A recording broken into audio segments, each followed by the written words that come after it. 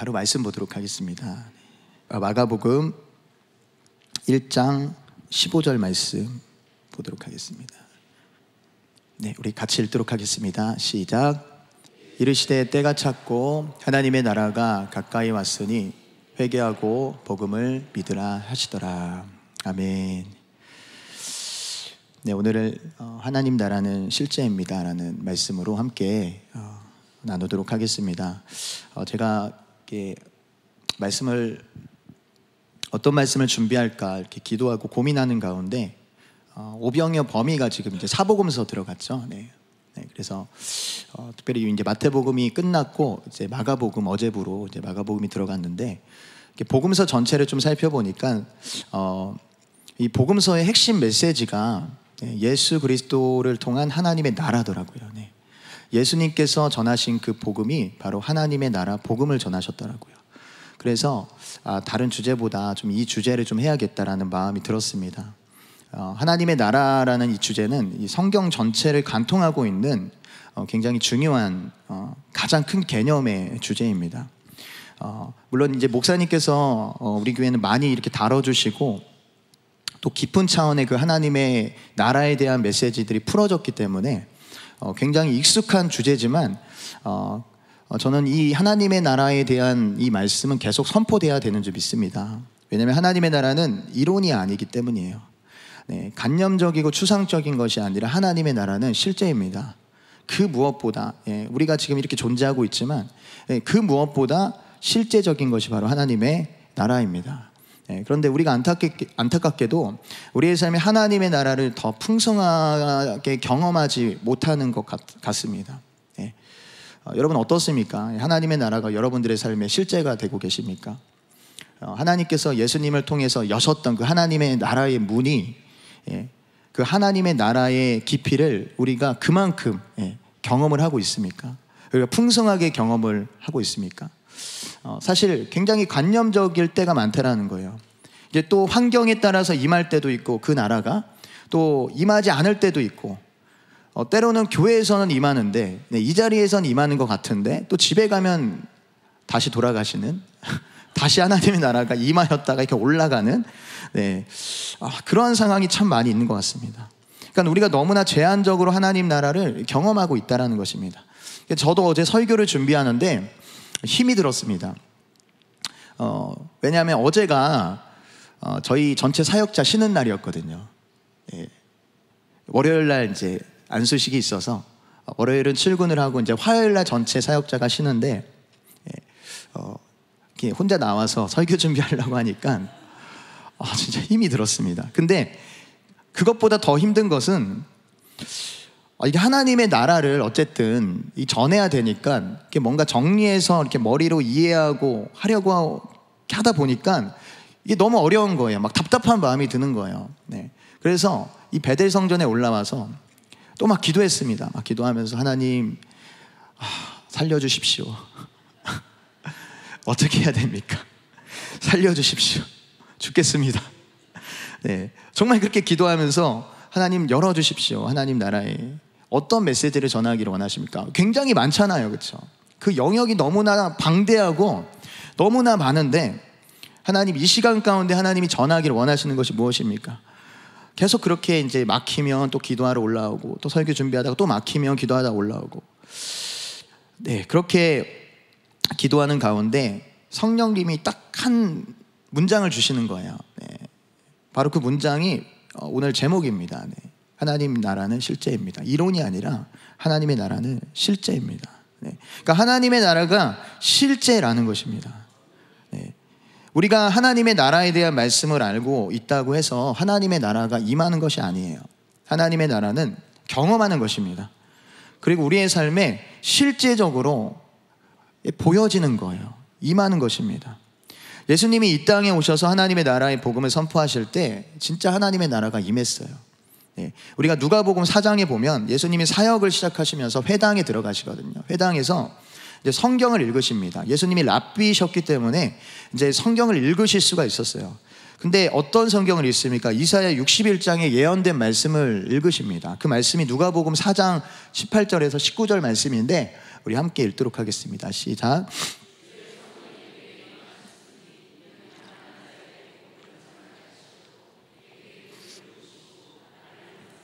포로된 자에게 자유를, 눈먼 자에게 다시 보게 함을 전파하며 눌린 자를 자유롭게 하고 주의 은혜의 해를 전파하게 하려 하심이라 하였더라. 아멘. 이사야를 통해서 하나님께서 예언하신 말씀이거든요. 근데 이 말씀을 읽으시고 예수님이 뭐라고 말씀하시냐면 21절에 이렇게 말씀하세요.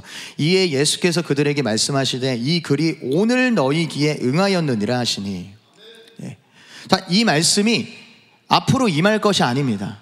네. 오늘 지금 이 시간부터 이 말씀이 임하였다라고 말씀하시는 거예요. 포로된 자가 자유를 얻고 눈먼 자들이 보고 마귀에게 눌린 자들이 자유롭게 되는 일이 앞으로 일어나게 될 일이 아니라 지금 시작되었다고 예수님께서 선포하신 것입니다. 자, 그 다음부터 예수님이 가시는 곳마다 하나님의 나라가 실제로 임하게 됩니다. 예를 들어서 마가복음 1장 23절 24절에 보면요, 우리 읽겠습니다. 시작. 그들의 회당에 더러운 귀신 들린 사람이 있어 소리질러 이르되 나사렛 예수여 우리가 당신과 무슨 상관이 있나이까? 우리를 멸하러 왔나이까? 나는 당신이 누구인 줄 아노니 하나님의 거룩한 자니이다. 아멘. 자, 예수님이 안식일에 회당에 가시죠. 그런데 그때 그 회당 안에 이 더러운 귀신 들린 사람이 있었다라는 거예요. 자, 예를 들어서 이 자리에 제가 이제 말씀을 전하고 있는데 아니겠지만 더러운 귀신 들린 자가 있었다라는 거예요. 네. 근데 막 소리를 지르는 거예요. 예수님이 말씀을 선포하시고 계시는데 막 소리를 지르는 거예요, 한쪽에서. 네. 그러면서 예수님께 반응을 합니다. 우리를 멸하러 왔습니까? 당신은 하나님의 거룩한 자입니다. 네. 귀신이 그 예수님을 알아본 거예요. 여러분, 그런데 생각해 보면 회당에 이 귀신 들린 사람이 처음 왔을까요? 오늘 그 당시 예수님이 오셨을 그때 그 사람이 처음 왔었을까요? 네. 아마도 매번 안식일에 회당에 왔을 거예요. 네. 그런데 물론 이제 그 사람이 귀신이 들렸는지 안 들렸는지 그거는 모르겠어요. 다른 사람들이 아는지는 모르겠습니다. 그러나 중요한 것은 그가 묶여있는 상태로 계속 있었다라는 거예요. 귀신의 종으로 계속 고통받고 있었다라는 것입니다. 자, 그런데 예수님이 오시자 그 회당에 하나님의 나라가 임한 거예요. 그리고 귀신이 견디지를 못해서 자신을 드러냅니다. 네. 여러분, 이것이 하나님 나라의 실제예요. 네. 하나님의 나라가 임하면 어둠이 드러납니다. 왜냐하면 이제 그동안 이 마귀가 통치를 했는데 이 더 높은 차원의 권위가 임하니까요, 마귀의 권세가 깨어지는 것입니다. 네. 뿐만 아니라 예수님은 가시는 곳마다 병을 고치시잖아요. 우리 마가복음 1장 33절에서 34절입니다. 읽겠습니다. 시작. 온 동네가 그 문 앞에 모였더라. 예수께서 각종 병이 든 많은 사람을 고치시며 많은 귀신을 내쫓으시되 귀신이 자기를 알므로 그 말하는 것을 허락하지 아니하시니라. 자, 예수님이 시몬의 집에 머무시는데 온 동네 사람들이 집 앞에 다 모입니다. 네. 예수님이 능력이 있다는 것을 알았던 거죠. 네. 그리고 각종 병이 든 사람들이 예수님께 나오는데 예수님이 병을 다 고치시고 귀신도 쫓아내신다고 말씀하고 있어요. 자, 그런데 여러분 생각해 보면 예수님이 오시기 전까지 이런 일은 일어나지 않았어요. 아마 그 자리에는 그 오래전부터 병에 든 사람이 있었을 것입니다. 그리고 병에 든 지 얼마 안 된 사람들도 있었을 거예요. 근데 중요한 것은 그 병을 계속 가지고 있었다라는 거예요. 병이 낫고 고쳐지는 역사가 일어나지 않았다라는 것입니다. 그런데 예수님이 오시니까 하나님의 나라의 권세가 임하면서 병이 떠나가게 된 것입니다. 하나님의 나라가 실제라는 것입니다. 제가 15년 전에 어떤 집회에 이제 스텝으로 참여한 적이 있었거든요. 오륜교회에서 있었던 집회였습니다. 근데 그 집회 가운데 여러 명의 강사님들이 있었거든요. 강사 목사님들이 있었어요. 전 청년 때고. 그런데 유독 이게 어떤 한 여자 목사님이셨는데 그분이 설교할 때 그분이 강단 위에 올라왔는데 그 자리에 강력한 하나님의 임재가 있는 거예요. 딱 올라오자마자 그분이 하신 말이 Oh Jesus, I love you. 딱 그 말 했어요. 그 한마디 했어요. 그 한마디 하는데 갑자기요, 그 자리에 하나님의 나라가 임하는 거예요.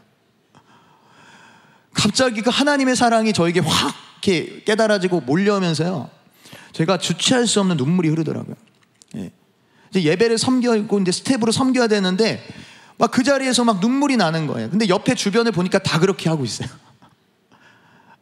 여러분 왜 그렇습니까? 그 목사님이 경험했던 목사님에게 하나님의 나라가 실제이기 때문에 그분이 가는 곳에 그 하나님의 나라가 임한 것입니다. 네. 여러분 하나님의 나라는 이론이 아니라 실제입니다. 네. 예수님의 모든 사역은 하나님의 나라의 실제를 보여주신 사역이었어요. 예수님의 모든 가르침은 역시 하나님의 나라에 관한 가르침이었습니다. 특별히 복음서에 여러 가지 비유들이 나오잖아요. 근데 이 비유들은 대부분이 하나님의 나라에 관한 비유였습니다. 그래서 예수님께서 그 하나님의 나라에 대한 비유를 말씀하실 때 시작을 하나님 나라를 어떻게 비유할까? 무엇으로 비유할까라고 말씀하시거든요. 자, 그러면서 하나님의 원리를 풀어주십니다. 근데 너무나 놀라운 것은 그냥 듣는 그런 우리가 듣기에 좋은 원리가 아니에요. 그 원리를 풀어주시고 티칭하시는데 그동안 가지고 있었던 이 세상, 이 악한 세상 가운데 가지고 있었던 그 혼미했던 그 생각과 그 가치관들이 그 예수님의 말씀 하나에 다 무너지는 거예요. 그 비유를 통해서, 그 원리를 통해서 그 하나님의 나라가 풀어지는 그런 역사가 있었다는 것입니다. 뿐만 아니라 예수님이 십자가에서 죽으시고 부활하신 다음에 이 땅에서 남은 기간 40일이죠. 40일 동안 전하신 말씀도 하나님의 나라에 대한 말씀이었습니다. 사도행전 1장 3절에 보니까 이렇게 말하고 있어요. 그가 고난받으신 후에 또한 그들에게 확실한 많은 증거로 친히 살아계심을 나타내사 40일 동안 그들에게 보이시며 하나님의 나라의 일을 말씀하시니라. 마지막 남은 40일이에요. 이제 제자들과 헤어지는 그 순간입니다. 근데 예수님께서 제자들하고 뭐 이런저런 이야기를 할 수도 있고요, 뭐 다른 놀이를 할 수도 있는데 예수님께서는 마지막 그 순간까지 하나님의 나라의 일에 대해서 말씀하셨다는 것입니다. 여러분 지난 3년 동안 하나님의 나라에 대한 메시지가 부족했을까요? 예수님은 다 보여주셨는데요. 그렇지 않습니다. 그럼에도 끝까지 하나님의 나라의 복음을 전하셨다는 것입니다. 왜 그러셨을까요? 이 땅에 하나님의 나라가 임하는 것이 하나님의 뜻이고 예수님이 오신 목적이기 때문입니다. 여러분 이 땅에 하나님의 나라가 임하는 것이 하나님의 뜻입니다. 우리의 삶 가운데 하나님의 나라가 임해야 되는 것입니다. 왜냐하면 여러분 이 세상은 원래 하나님의 통치 아래에 있었어요. 하나님은 세상을 창조하시고 이제 사람을 지으시잖아요. 그리고 하나님이 임재하시는 거룩한 장소인, 이게 특별한 장소인 에덴을 만드셨습니다. 에덴은요 하나님의 통치가 완전하게 이루어지는 장소였어요. 보이지 않던 그 하나님의 나라의 실체를 이 보이는 세계, 이 땅 가운데 하나님은 특별히 에덴이라는 곳을 만드셔서 그 하나님의 나라의 모습을 그 에덴에 풀어놓으신 것입니다. 그때는 그 하늘과 땅이 완전히 하나 된 상태였어요. 창세기 1장 28절에 보면 하나님께서 아담과 하와에게 이제 그 사명에 대해서 말씀하고 계시거든요. 우리 잠깐 읽겠습니다. 시작. 하나님이 그들에게 복을 주시며 이르시되 생육하고 번성하여 땅에 충만하라. 땅을 정복하라. 바다의 물고기, 하늘의 새와 땅에 움직이는 모든 생물을 다스리라 하시니라. 자, 하나님께서 아담과 하와를 만드시고 그 인류 최초의 사람에게 이 땅을 다스리는 권세를 주셨습니다. 그런데 그들이 선악을 알게 하는 나무의 열매를 먹게 되면서 하나님과 이제 분리가 됩니다. 자, 그러면서 하나였던 하늘과 땅이 분리가 돼요. 창세기를 보면 하나님께서 사람을 지을 때 땅의 흙으로 사람을 지었다라고 말씀하십니다. 우리 창세기 2장 7절 말씀 읽어볼까요? 네, 시작. 여호와 하나님이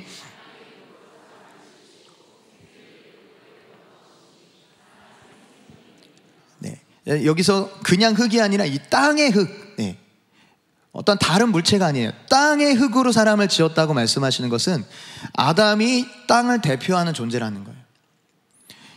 원래 창세 이전에는 영적인 세계, 보이지 않는 세계, 하나님이 통치하시는 그 세계만 있었습니다. 그런데 하나님께서 창조를 통해서 이 보여지는 이 세계를 만드시면서 하나님을 대신해서, 왜냐하면 하나님이 영이시기 때문에 하나님을 대신해서 땅에 속한 이 땅을 다스리는, 실제적으로 다스리는 존재로 아담을 세우신 것입니다. 그래서 인간에게 땅을 다스리는 권세가 있었어요. 여러분, 우리 창세기를 보시면 아담이 이름을 짓잖아요, 그렇죠? 하나님이 창조하신 그 동식물에 이름을 짓거든요. 자, 이름을 짓는다는 건 무엇입니까? 그 대상에 권위가 있다라는 것입니다. 부모가 자녀의 이름을 짓는 것은 부모가 자녀에게 그 권위가 있다라는 것을 의미하는 거잖아요.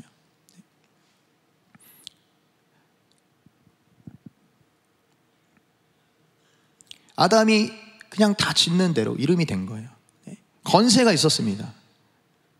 자, 그런데 아담이 하나님의 말씀이 아니라, 하나님의 통치가 아니라 사단의 말, 사단의 통치를 받으면서 사단의 종이 되고, 그로 인해서 그가 가지고 있었던 그 땅을 다스리는 원래 그 권세를 사단에게 빼앗기게 된 거예요.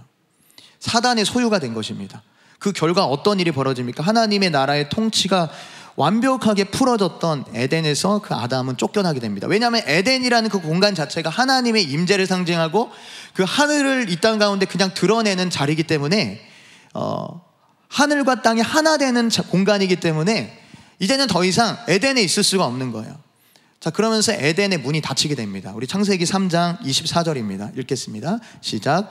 이같이 하나님이 그 사람을 쫓아내시고 에덴 동산 동쪽에 그룹들과 두루 도는 불칼을 두어 생명나무의 길을 지키게 하시니라. 내가 말씀드렸다시피 에덴은 하늘과 땅을 연결하는 곳이었는데 이제는 사람이 들어갈 수 없게 된 거예요. 그곳에 이제 천사가 지키고 있는 것입니다. 결국 에덴이 닫히면서요, 하나님의 나라가 이 땅에 이루어질 수 없게 된 거예요. 하나님의 나라를 이제 드러낼 수 있는 공간이 사라진 것입니다. 영역이 사라진 거예요. 그때부터 이 땅은 누구의 소유가 됩니까? 사단이 실제적으로 그 땅을 다스리게 됩니다. 이 땅을. 예수님도 사단을 세상의 임금이라고 했잖아요. 그리고 예수님이 40일 동안 그 광야에서 시험을 받으실 때 높은 산에 올라갔을 때 사단이 뭐라고 합니까? 천하만국을 보이면서 나에게 경배하면 이거 다 너에게 주었다. 이거 내 것인데 다 너에게 줄 것이다. 네, 그렇게 말하잖아요. 이게 맞는 말이에요. 사단이 거짓말한 게 아니라 진짜 가지고 있었던 거예요. 근데 실제적으로 이제 사단이 이 세상을 다스리는 존재가 되었다는 것입니다. 근데 사단의 다스림 가운데 사람들은 서로 죽이고 빼앗고 병에 걸리고 귀신 들리고 이제 하나님을 대적하는 이 존재가 된 것이죠. 여러분, 누구의 통치를 받느냐는 너무나 중요한 것입니다. 악한 지도자가, 악한 왕의 통치를 받으면 악한 세상이 되는 거예요. 악한 나라가 되는 것입니다. 여러분, 우린 지금 최근에 이슈가 되는 그 일이 있잖아요. 뉴스를 보면 캄보디아에 많은 젊은이들이 가서 이제 납치를 당하고 감금과 고문을 당하고 목숨을 잃는 그런 경우들이 많이 있다라고 뉴스에서 많이 나옵니다. 제가 그 다큐멘터리를 봤거든요. 근데 진짜 너무 잔인하더라고요. 네. 여러분, 그런데 그런 일이 왜 캄보디아에서 일어날까요? 그냥 단순히 나쁜 놈들이 많이 살아서 그럴까요? 캄보디아의 영계를 사단이 지배하고 있기 때문이에요. 제가 지난 겨울에 캄보디아 갔을 때 이제 차 타고 이제 푸노펜 그 중심가를 쭉 가고 있는데 건물들이 되게 높고 이게 화려한 건물들이 많이 있는 거예요. 근데 그 건물을 보면서 저는 이제 뭐 캄보디아가 좀 발전했구나라고 생각을 했는데 그 선교사님이 그런 말씀을 하시는 거예요. 이 건물들은 다 이 중국 자본을 통해서 지은 거라고. 이 캄보디아 사람이 지은 거 아니라고. 그런 말씀을 하시면서 지금이 이제 중국의 명절 기간인데 중국 사람들이 많이 들어온다라는 거예요. 캄보디아로. 그 명절 기간 동안 어마어마한 중국 사람들이 많이 들어온다라는 이야기를 딱 들었어요. 근데 그때는 그냥 넘겼거든요. 근데 이제 돌아보니까 이게 뭔가 연관이 있구나. 그러니까 뭐 한 나라를 이게 제가 악하다라고 얘기하는 게 아니라요. 여러분, 실제적으로 이 중국을 상징하는 짐승이 있잖아요. 뭔지 아세요? 네, 용이죠. 그죠? 용. 용이 어디에 나오죠? 계시록에 나오잖아요. 그죠? 제가 어릴 때 홍콩 영화, 중국 영화 되게 좋아했거든요. 황비용 막 이런 거 봤어요. 이 사탄 영화. 그때는 모르고 봤는데 그때 제일 많이 나왔던 게 용이었어요. 용. 막 용의 가면을 쓰고 막 싸우는 그런 장면 나오잖아요. 보신 분은 아시겠지만 그 모습을 보면서 그때는 몰랐죠. 그리고 여러분 중국의 그 영화 보면요, 그 요괴들이 많이 나오는 거 아십니까? 그런 거 보시면 귀신 들립니다. 이게 보시면 안 되고요. 제가 어릴 때 너무 몰라서 그거를 이제 보게 됐는데 진짜 막 너무 막 귀신들 나오고 막 요괴가 막 사람 막 잡아먹고 막 그런 잔인한 장면들이 나오는데 여러분 그게 다 무엇입니까? 그 실제적으로 그 나라를 지금 다스리고 있는 존재가 누구라는 거예요? 용이라는 거죠. 사단이라는 것이죠. 근데 그 영향을 받는, 물론 이제 그 사람들이 다, 그 나라 사람들이 다 악한 건 아니에요. 그러나 이 캄보디아에 이 자금이 들어왔다는 건, 이 자금을 대면서 건물을 짓고 실제적으로 그 땅을 사고 그 땅에 영향력을 행사하는 것은요, 일반 사람은 아니에요. 그 영향을 더 받고 있는 그런 사람들이 분명히 그런 일을 하고 있는 거죠. 자, 그러니까 그 영향 때문에 캄보디아가요, 그나마 그 전에도 뭐 혼미했겠지만 지금 캄보디아에 선교사님들 많이 나가 계시잖아요, 그죠? 그럼에도 불구하고 지금 캄보디아 땅에 어마어마한 그 악한 일들이 벌어지고 있는 것입니다. 사단이 영계를 지배하고 있기 때문이에요. 그것이 농축되어서 어둠이 가득한 다크 플레이스를 만든 거예요. 그것으로 나타난 것이 바로 캄보디아 그 범죄 단지. 그곳에 어마어마하게 잔인한 일들이 일어나고 있습니다. 지옥 같더라고요. 그냥 말 그대로 지옥입니다. 사단이 임금이기 때문에 그런 일이 벌어지는 것입니다. 여러분 요즘 AI가 대세인 거 아시죠? 왜 이렇게 AI가 발전을 할까요? 제가 예전에도 많이 생각했지만 그 마음이 드는 거예요. 여러분, 하나님이 세상을 창조하셨습니다. 그렇죠? 그리고 사람을 창조하셨어요. 근데 이 사단이요, 하나님을 따라하려고 하는 습성이 있습니다. 하나님처럼 되려고 하는 게 있어요. 자, 그러니까 하나님이 만드신 이 자연세계의 모조품인 가상현실을 만든 거예요. 이 가상현실이 무엇입니까? 우리가 지금 흔히 접하고 있는 TV도 미디어 그 영역이죠. 미디어의 영역. 그 영역이 가상현실인데 뿐만 아니라 사람의 모조품으로 무엇을 만듭니까? 하나님이 사람 만드니까 사람의 모조품으로 AI를 만드는 거예요. 그래서 자신의 왕국을 세우려고 하는 것입니다. 그래서 그곳에서 사람들을 다스리고 억압하고 빼앗고 죽이는 것들을 하고 있다는 것입니다. 사단이. 이 땅 가운데 그런 권세들이 지금 풀어져 있어요. 자, 그런 상황에서 하나님이 가장 원하시는 게 무엇일까요? 하나님이 원하시는 것은 하나님의 나라가 이 땅 가운데 임하는 것입니다. 닫혔던 하늘이 열리고 하늘과 땅이 연결이 되어서 다시 하나님의 나라가 임하는 것입니다. 그럼 사실 하나님께서 이 아담의 범죄 이후에 이 구약 시대부터 그 하나님의 나라가 임하는 것들을 이렇게 보여주셨어요. 미미하지만 그림자처럼 이렇게 보여주셨습니다. 창세기 28장, 예를 들어 창세기 28장에 보면 야곱이 에서를 피해서 하란으로 가잖아요. 그 가던 길에 베델에서 꿈을 꾸게 됩니다. 자, 12절 말씀, 28장 12절 말씀 읽겠습니다. 시작. 꿈에 본즉 서 있는데 그 꼭대기가 하늘에 닿았고 또 본즉 하나님의 사자들이 그 위에서 오르락 내리락 하고. 아멘. 자, 꿈에서 하늘과 땅 사이를 연결하고 있는 사닥다리를 봅니다. 그런데 하나님의 사자, 천사죠. 그 천사가 그 위를 오르락 내리락 하는 모습을 보는데 야곱이 두려워하면서 이렇게 말해요. 17절 말씀에 이에 두려워하여 이르되 두렵도다 이곳이여 이것은 다름 아닌 하나님의 집이요 이는 하늘의 문이로다.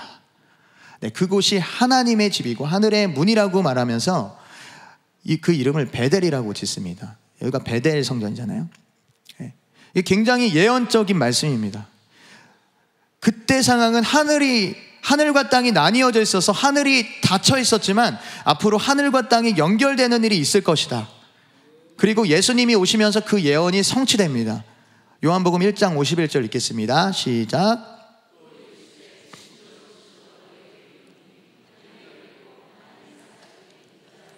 오르락내리락 하는 것을 보리라 하시니라.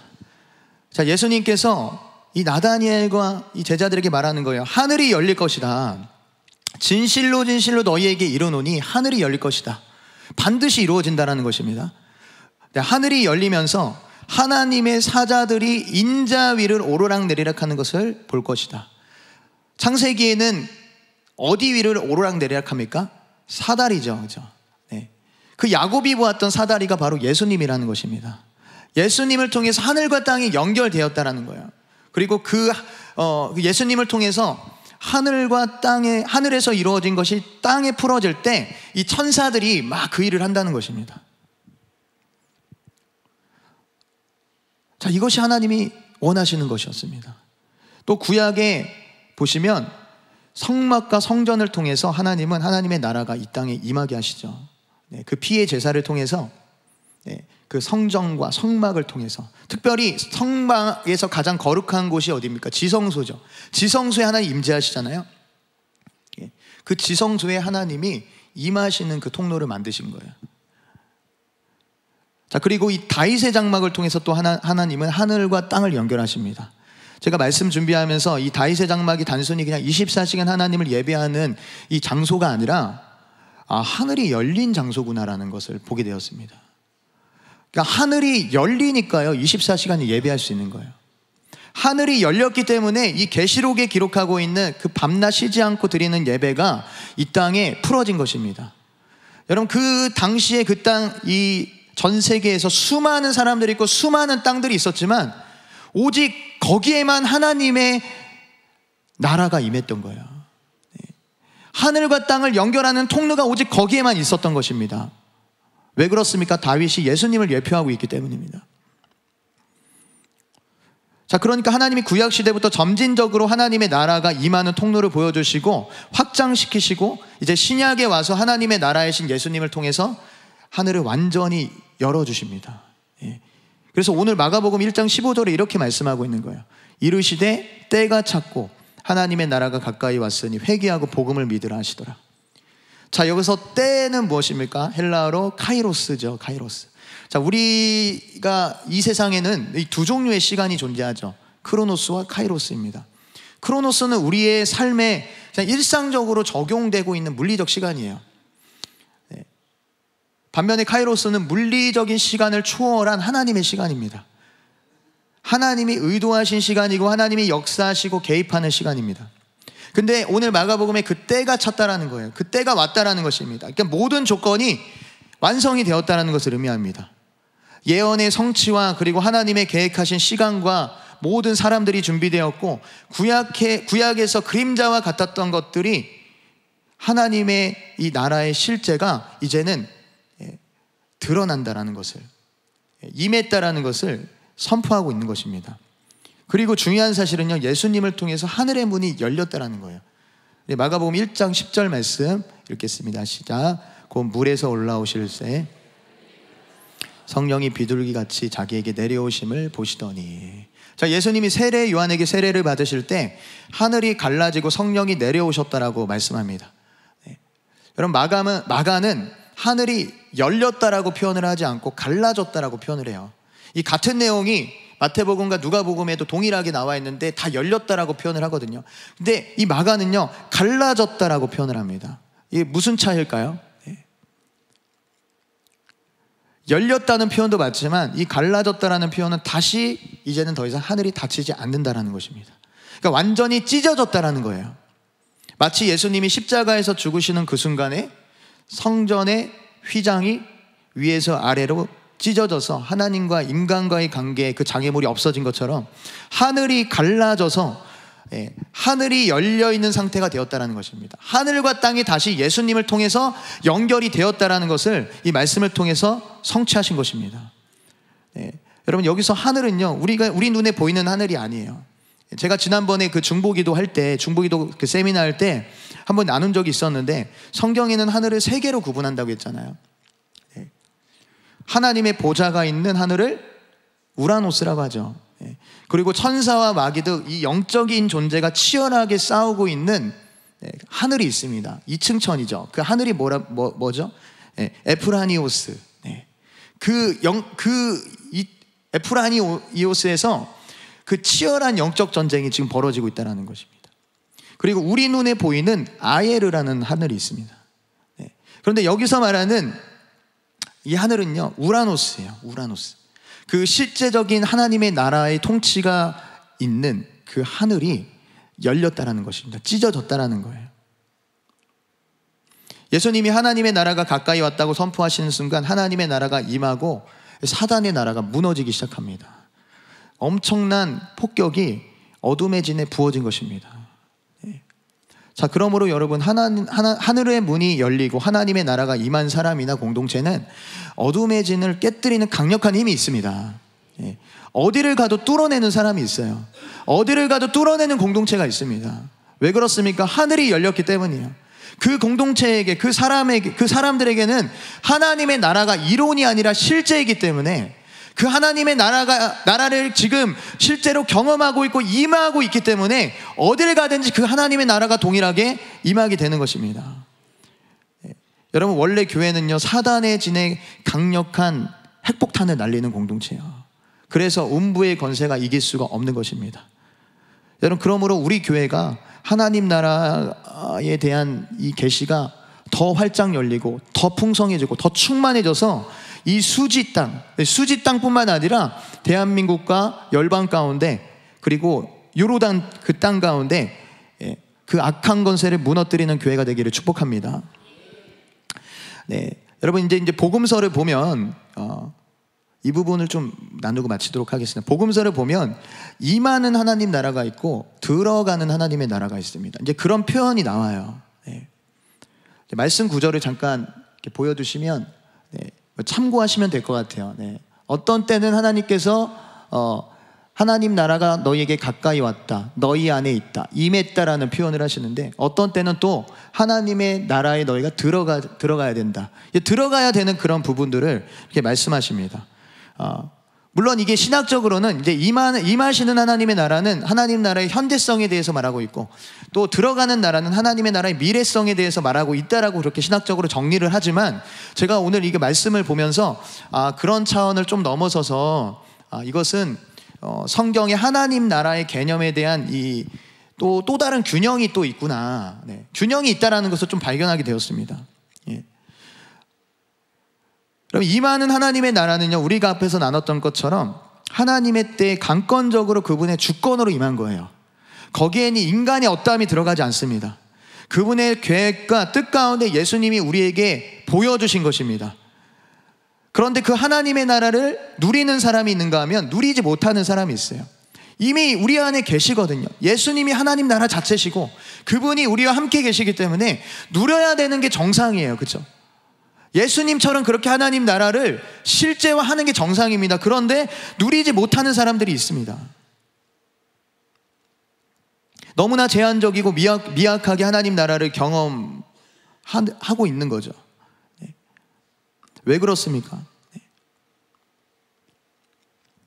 복음서에 이 들어가는 하나님의 나라에 대한 표현이 나온다고 말씀드렸는데, 여러분, 하나님의 주권으로 하늘이 열리고 하나님의 나라가 임했지만 임한 것으로 끝나면 안 돼요. 실제로 들어가야 된다는 것입니다. 우리의 의지가 필요하다는 거예요. 이것이 균형입니다. 하나님의 나라에 대한 그 개념의 균형이에요. 하나님의 나라가 임했지만, 강권적으로 임했지만 그리로 들어가는 것은 우리의 의지와 우리의 결단과 우리의 어떠한 행위가 필요하다는 것입니다. 제가 임하시는 하나님의 나라와 들어가는 하나님의 나라에 대한 구절을 다 찾아보니까요, 하나님 나라에 들어가야 한다는 말씀이 훨씬 많아요. 거의 2배로 많더라고요. 무엇을 의미하는 것입니까? 하나님의 나라가 임했지만 우리가 실제로 그 나라에 들어가기 위해서 힘써야 된다는 것입니다. 여러분, 예를 들어서 우리가 미국에 비자를 받았어요. 비자를 받았다는 것은 그 미국에 들어갈 수 있는 문이 열렸다는 거잖아요. 그런데 미국에 가기 위해선 실제로 비자를 받았어도 그 발걸음을 옮겨야 된다는 거예요. 미국 갈 준비를 해야죠. 비행기 표도 끊고요, 준비해야 된다는 거죠. 그리고 영어도 배워야 되고, 그러한 몸부림이 있고 그러한 준비가 있어야지 실제로 미국 땅을 밟을 수가 있는 것입니다. 마찬가지예요. 그 하나님의 나라에 들어가기 위해서는요, 힘써야 한다는 것입니다. 여러분, 예수님 당시에도요, 예수님을 통해 치유를 받고 회복되고 변화된 사람들은 예수님께 나아가기를 원하는 사람들이었어요. 예수님께 나아가기를 힘썼던 사람들이었습니다. 예수님께 믿음으로 나아가는 사람들이 하나님의 나라의 회복과 생명을 경험했던 것입니다. 특별히 마가복음 1장 아까 읽었던 그 15절 말씀에 때가 차고 하나님의 나라가 가까이 왔다, 이 말씀이 임하는 하나님의 나라의 모습이라면 그 뒤에 뭐가 나옵니까?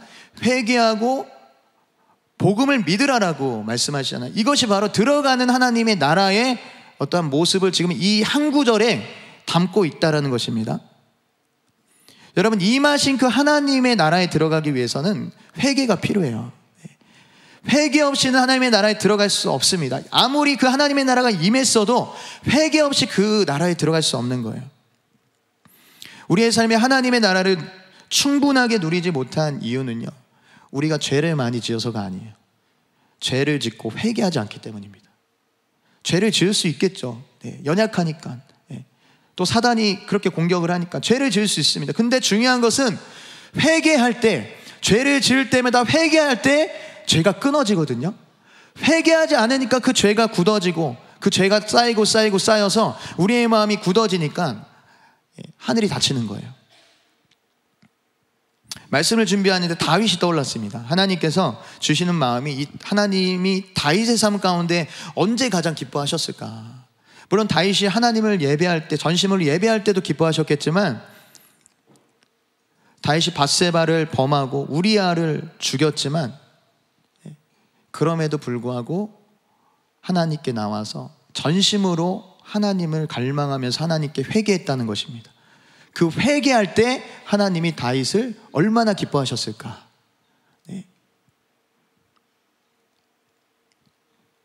회개할 때 하나님의 나라가 열리는 것입니다.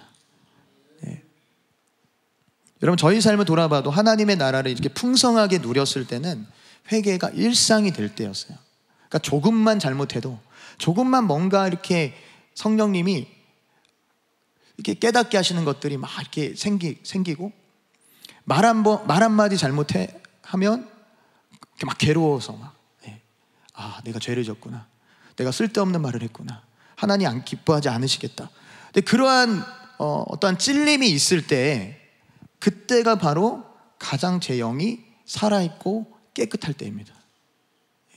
그때가 하나님의 임재를 가장 예민하게 느낄 때예요. 그런데 회개가 사라지잖아요. 작은 것도 회개했는데 회개가 사라지니까 이제 큰 죄를 져도 회개하지 않는 그런 상태가 되면요, 하나님의 나라가 우리의 삶 가운데 온전히 임할 수가 없다는 것입니다.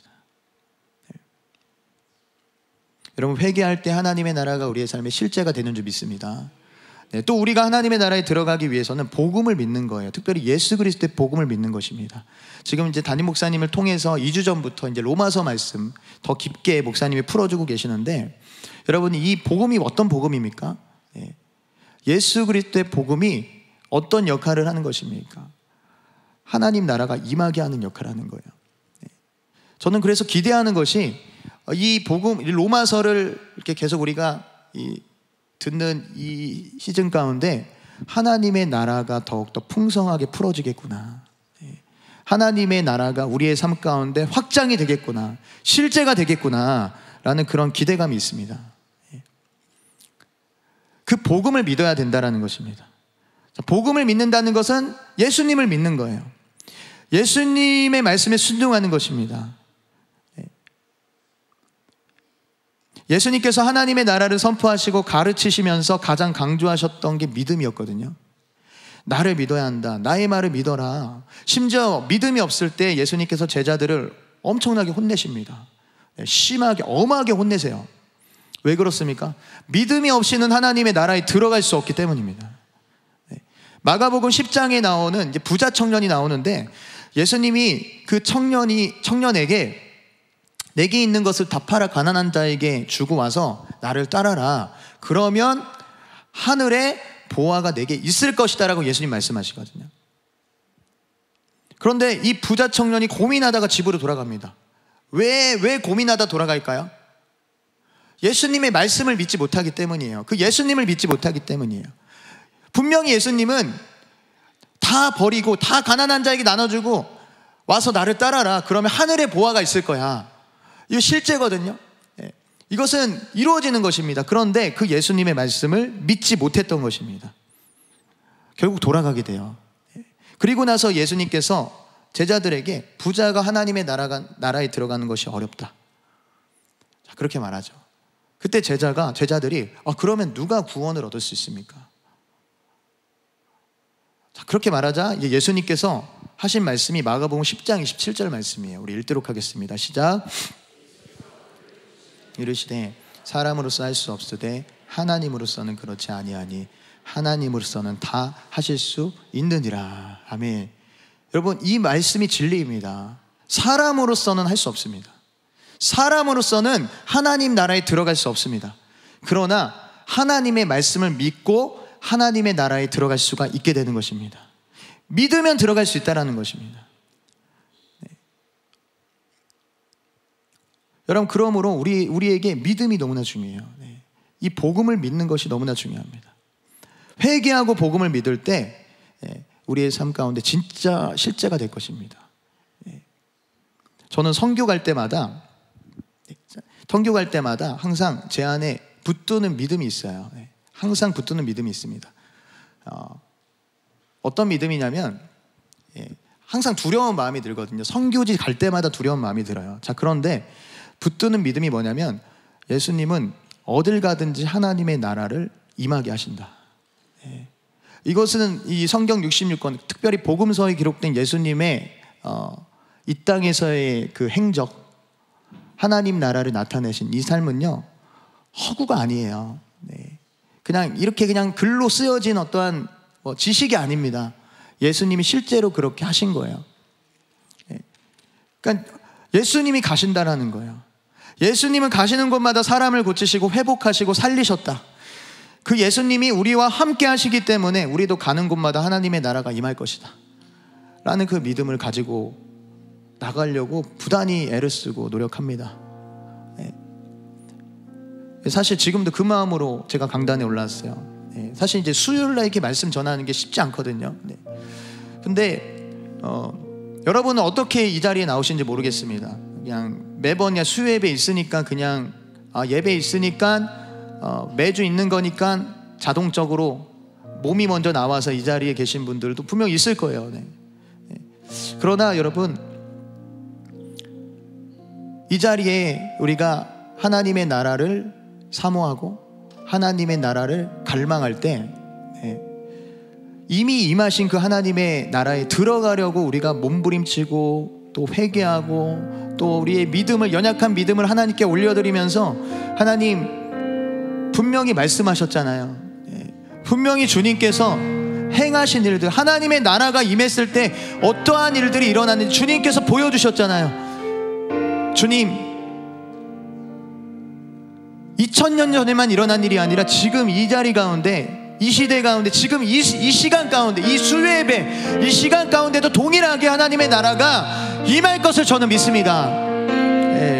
여러분, 그러한 마음으로, 그러한 믿음으로 우리가 나아간다면 여러분, 하나님께서 여러분들 안에 하나님의 나라가 풍성하게 임할 수 있도록 도와주실 것입니다.